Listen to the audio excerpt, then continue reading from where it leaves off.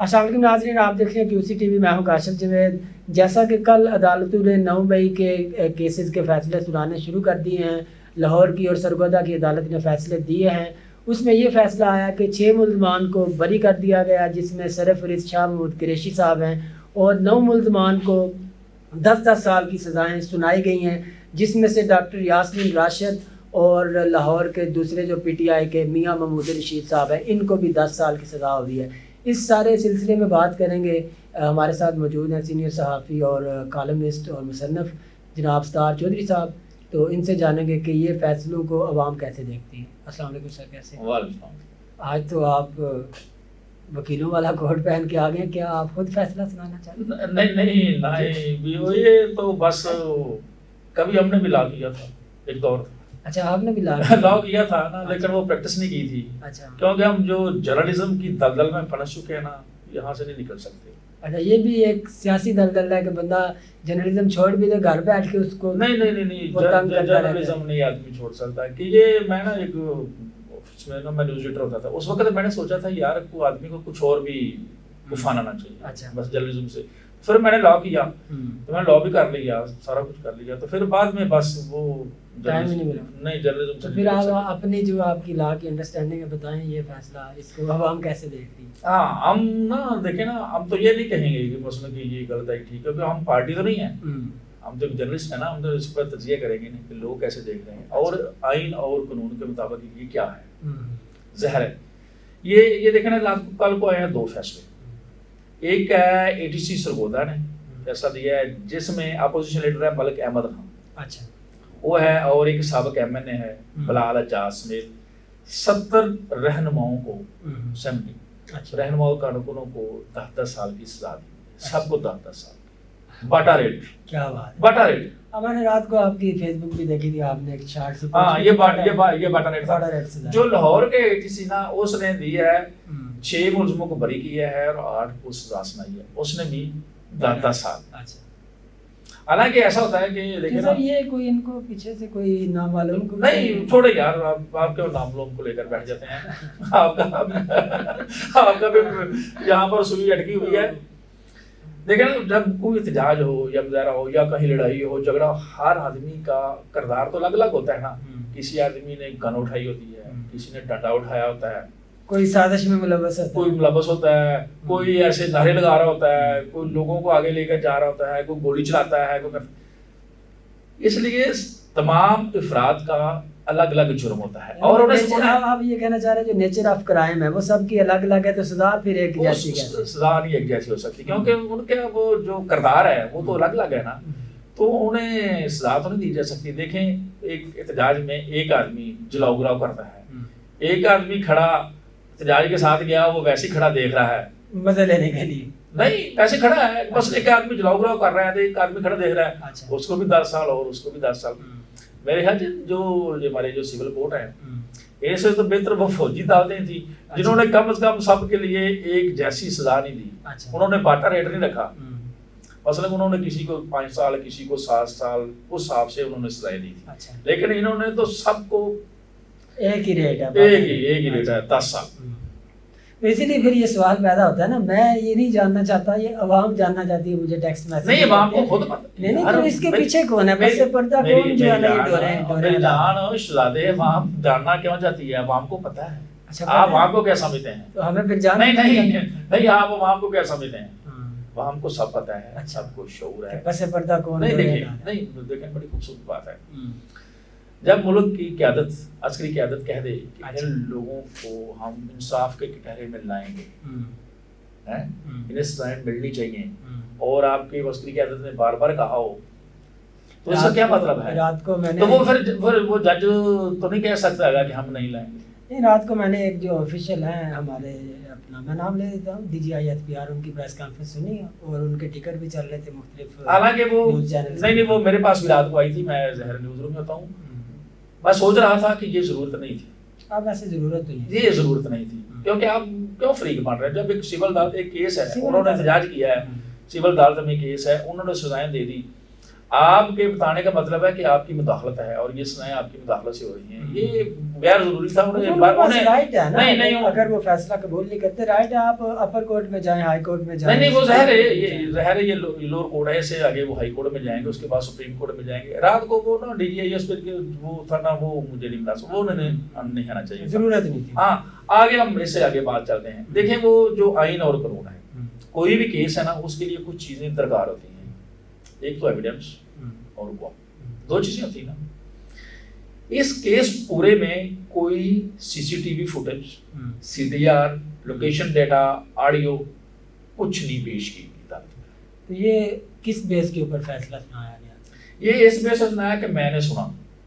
یہ بڑا خوبصورت لفظ ہے، میں نے سنا. کہاں پہ سنا؟ وہ ایسے ہے کہ مثلا کہ پولیس کے کچھ کانسٹیبل، مثلا کہ پولیس کے کچھ اہلکار ہیں، وہ انہوں نے کہا ہے کہ یہ جی میں نے نا جب عمران خان اٹاری پل کے نہیں وہ میٹنگ کر رہے تھے گھر میں ادھر زمان پارک میں، تو وہ میں بھی وہاں بھیس بدل کر پی ٹی آئی کے کارکن بن کر چلا گیا تھا. اچھا بطور کارکن. ہاں تو وہ میں میز کے ساتھ نہ بیٹھا ہوا تھا، بلکہ ایک نے کہا تھا کہ میں میز کے پیچھے چھپا ہوا تھا. اچھا. جب یہ عمران خان بات کر رہے تھے کہ جب اگر مجھے یہ گرفتار کریں تو آپ لوگوں نے چلاؤ گراؤ کر رہے ہیں، حملے کرنے ہیں، سرکاری بلاک کو چلانا ہے، کہتا میں وہاں سن رہا تھا. اچھا تو سن رہے تھے تو انہوں نے پھر کوئی ویڈیو آڈیو نہیں بنائی اس بات کی؟ وہ تو میں پہلے بتایا نا کہ عدالت میں کوئی چیز مثلا کہ جو جلاؤ گراؤ ہوا ہے اس میں بھی کوئی فوٹیج پیش نہیں کی گئی.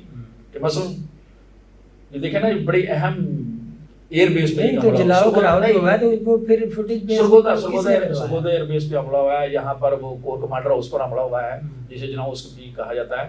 وہاں سی سی فوٹیج تھی نا، وہ بڑا احساس علاقہ ہے یہ کینٹ کا.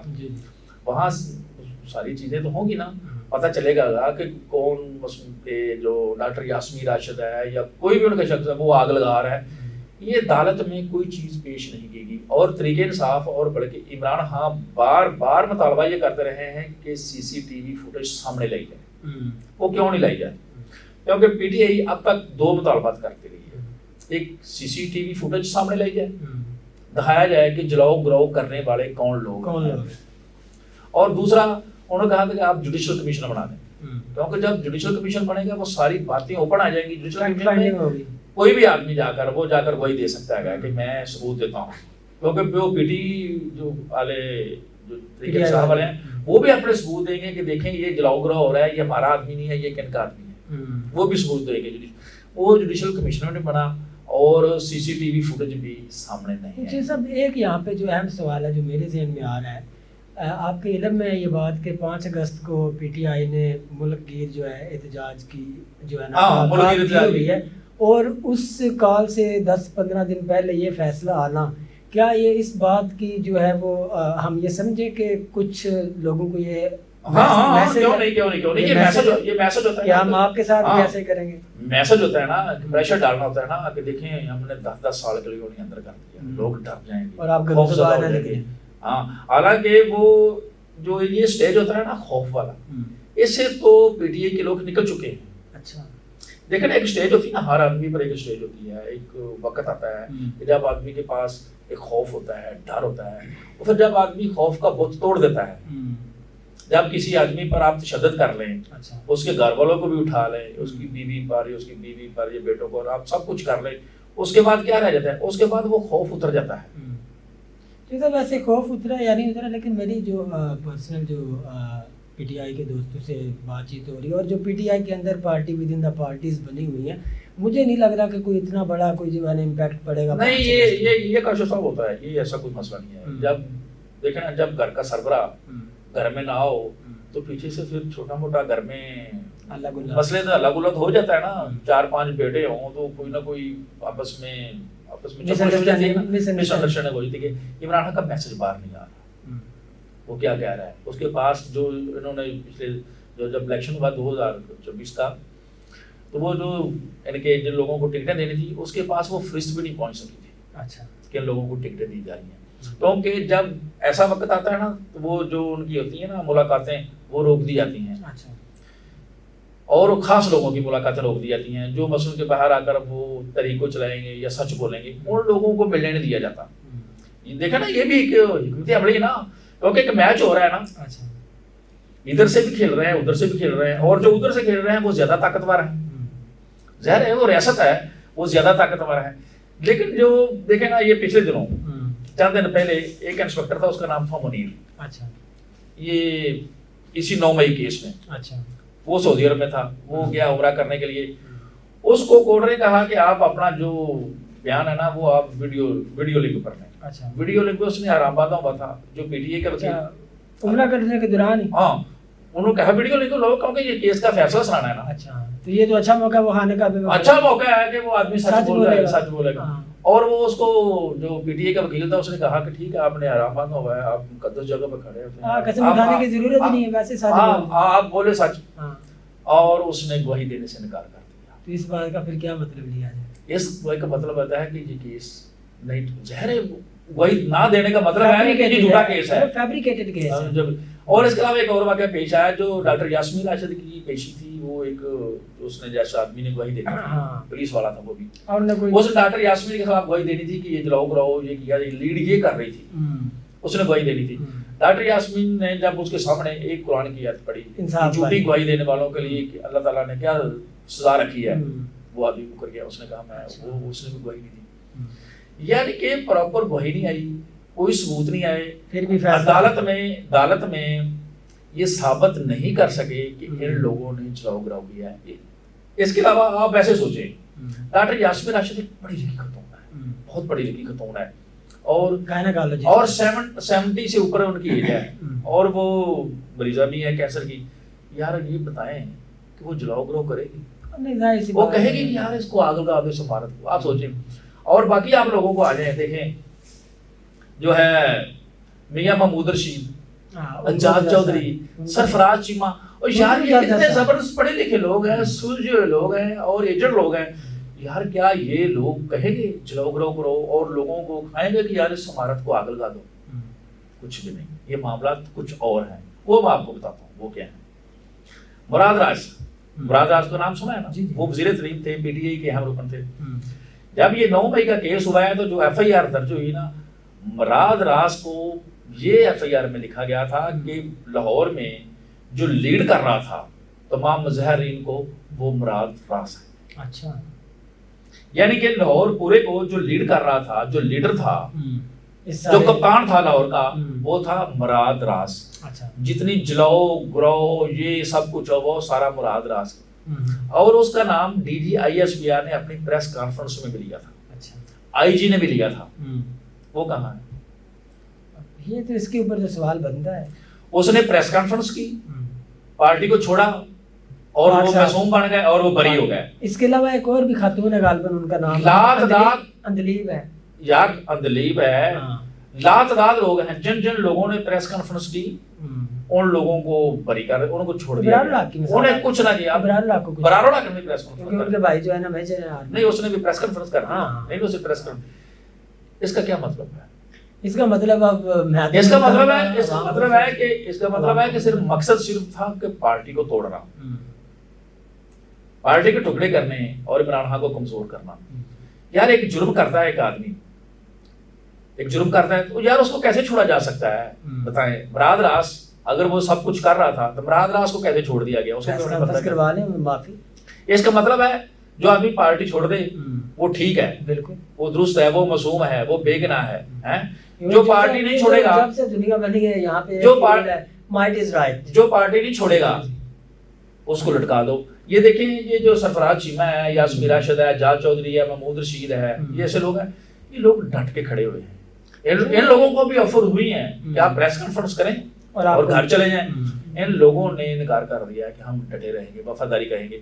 عطا کہ شاید آپ کو یاد ہوگا اسلام آباد کے ایک جج نے, اس کے پاس وہ ضمانت کے لیے گیا تھا نا پی ٹی اے کے کوئی کارکن, جج نے کہہ دیا تھا, اس نے کہا یار آپ پریس کانفرنس کر رہے ہیں اور اپنی جان چھڑوا لیں. ادھر ہمارے پاس کیا, جج نے خود کہہ دیا تھا کہ یار آپ پریس کانفرنس کریں اور جان چھڑائیں, ہمیں کیوں مصیبت میں ڈالا اور خود بھی مصیبت میں پڑی. یہ دیکھیں یہ صورتحال.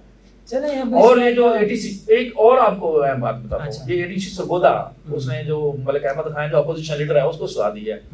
وہاں پر 70 رہنماؤں اور کارکنوں کو سزائیں دی گئی.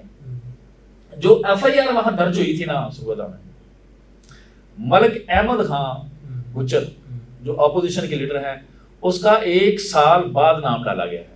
اچھا ایسا لکھا ہوتا ہے نا کہ مثلا کاشف فلاں فلاں فلاں فلاں مجرم اور بھی اور لا تعداد نامعلوم لوگ اس میں جس میں مرضی ڈال لو ایڈجسٹ کرتے رہیں. احمد خان گجر کو 1 سال بعد ایف آئی آر میں ڈالا گیا. وہ یار ایک پاپولر آدمی ہے, وہاں پر وہ الیکشن لڑتا ہے, اہم آدمی ہے یار, آپ کو 1 سال بعد یاد آیا یار یہ بھی مظاہرے میں شامل تھا, چلو اس کو بھی ڈالو.